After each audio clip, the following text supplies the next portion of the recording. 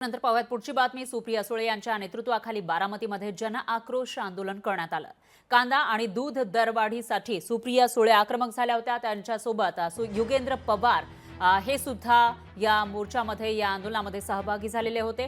तर या दोघांच्या नेतृत्वाखाली जन आक्रोश आंदोलन करण्यात आलं। कांद्याला हमी भाव द्या, दुधाला रास्त दर मिळालाच पाहिजे अशी मागणी यावेळी सुप्रिया सुळे आणि युगेंद्र पवार यांनी केली आहे।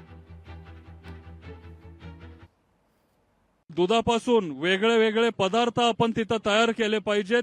दुधाला जर आपण व्हॅल्यू ऍड करू शकलो तर तिथं आपण पनीर असेल, बटर असेल, चीज असेल, हे सगळे पदार्थ आपण बनवू शकतो आणि शेतकऱ्यांना 2 रुपये जास्त मिळतील, ही तेव्हाही पवार साहेबांची भावना होती। आज पण ती त्यांची भावना आहे आणि आम्ही सगळे तेच विचार घेऊन आम्ही पुढे चाललोय।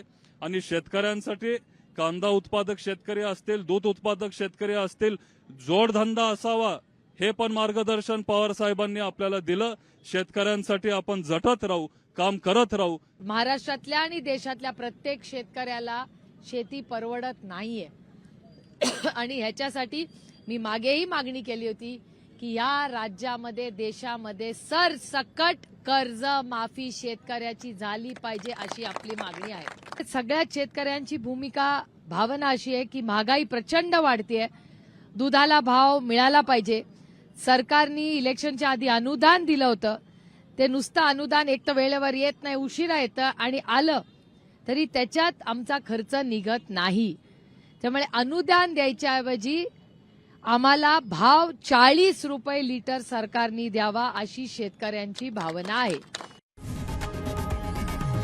लोकशाही मराठी ऐका, पहा, जागरूक रहा।